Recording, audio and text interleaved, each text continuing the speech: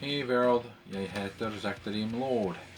Hey world, it is I, Zaktarim Lord, and yet again another YouTube video. This is 3 of 4 for the Vildhjarta songs that we're doing today, which is the last of the songs, and yeah. This one is called Penny Royal Poison. That'll be a good one. Let's get straight into the lyrics. Before that, Penny Royal Poison sounds like... Dope, dope, dope. Let's get into it. So, first line we have got Slingrande längs med väggarna. Winding along with the walls. Which kind of makes sense, I think, instead of along with. You can leave along with. By the way, along with in the Swedish is together. No spaces, but in English there is a space. I think we would be more likely to say, though, whatever the case is, winding with the walls. Or winding along the walls, I think. Anyways. Sorry. But what is winding along the walls? Let's find out. Next line. Röster. Sorry. Röster höljda I mörker. Voices shrouded in darkness. Which makes sense in English. So that's what we have. There's voices and they're shrouded in darkness. Next line. Över golvets kalla stenar. Over the floor's cold stones. Sorry, I had over in English twice for some reason on here, but yeah. That's what that means. Over the floor's cold stones. Next line though. Norr de mina öron. Reach they my ears. So the voice is shrouded in darkness. Maybe are going over the floor's cold stones, and then they reach this guy's ears. As it says, they reach my ears. Anyways, that's the correct translation. They reach my ears. Next time we have viskande och smidande. Whispering and devising. So these voices, they're whispering and they're devising. Whispering, we know what that means. Devising, if you can't figure, or if you don't know what that means, not if you can't figure it out. Though that is also correct to say. Which, if you don't know what that means, that whatever the case is, I mean, to devise is to, like, it's kind of to make a plot, to make a plan, to commute in secret. Like when you devise a plan, you make a plan. So these voices are whispering because they don't want to be heard, but also they're planning something out, something that they don't want this guy to know. That is probably not great. Anyways, again, next line though is again röster höljda I mörker. Voices shrouded in darkness. Anyways, next line after that though is dold av nattens skuggor. Hidden of the night's shadows, which would be hidden by the night's shadows. So these voices are being hidden by the night's shadows. So we got a lot of stuff that's going on with these voices. These voices, they seem to wind around the walls. They seem to go along and over these cold stones on the ground. And now they're being hidden by the night's shadows, or the shadows of the night.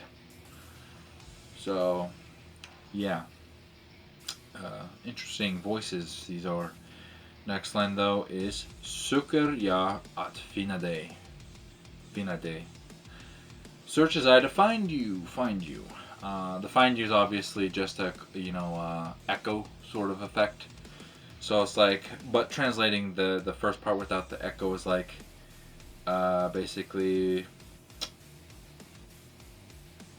I search to find you, which in English, like, That is grammatically correct, but I think we'd be more tempted just to simplify it to like I'm searching for you or I'm trying to find you.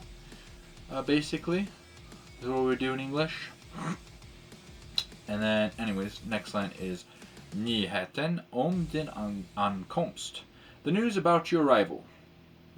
Or, or the news, which makes sense. I think we could also translate that in English as the news of your arrival. Next line, though, is what does that do?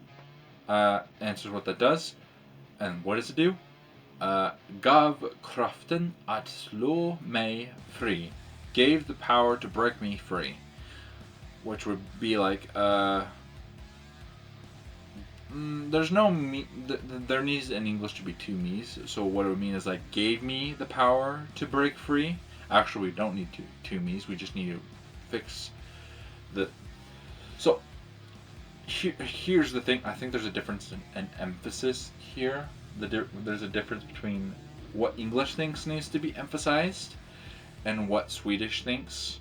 So in the Swedish, it would be like the news about your arrival gave the power to break me free, which can make sense. But I think in English, if we were to say that, it's like suggesting that it's giving someone else the power to break this person free.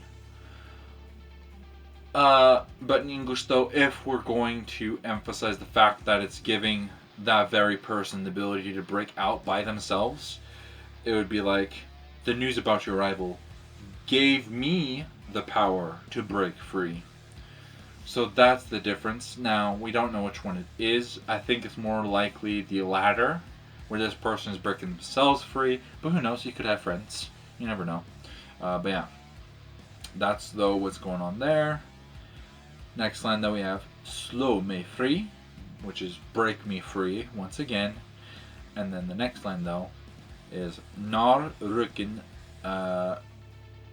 skingras, when the smoke clears. Next line, och sanningen ligger blottad, and the truth lays exposed. Which I think in English we'd be more likely to say, and the truth is exposed, or something along those lines. Or like, and the truth becomes clear, or something along those lines. So yeah, which obviously that line connects with the last one. Next line, though, is Är det redan för sent? Is it already too late?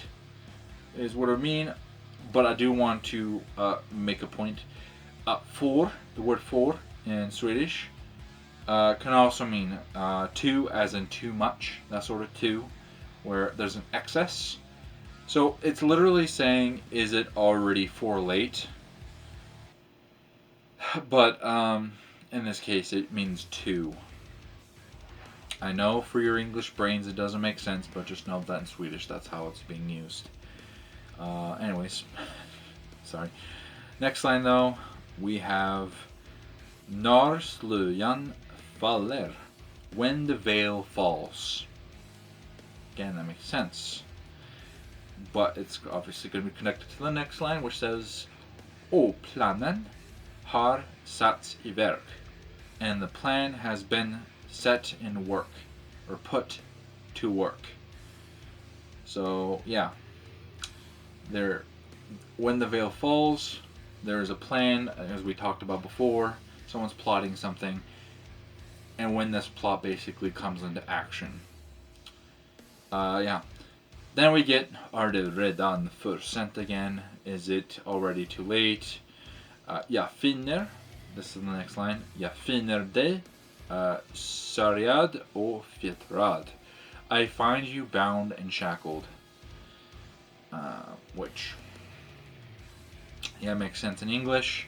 It's just talking about this person finding them bound and shackled. So again, going with the imprisonment sort of idea, he's finding someone that's imprisoned. Next line, though, is en sorglig figur utan hopp, a sad figure without hope. Which would kind of connect to the last line, because it's like, I find you bound and shackled, a sad figure without hope. So yeah, obviously someone is imprisoned. They're gonna. It depends on obviously the prison, in specific. But this person, maybe it's a horrible prison, so this person just looks like absolutely devastated and just like sad and depressed. Because, yeah, some prisons don't treat people well. Anyways, next line though, we have på denna förgätna plats. On this forgotten place. Which I think in English doesn't make. It can make sense, but I think we'd be more likely to say like, at this forgotten place or in this forgotten place, something along those lines. I don't think we use on as much for this case. Sorry. Next line though, we have återförenas vi, reunites we, or like we reunite. And then we got, again, it copies the same line, återförenas vi, we reunite, or reunites we. But yeah. And that is the end of Pennyroyal Poison. Hope you enjoyed it.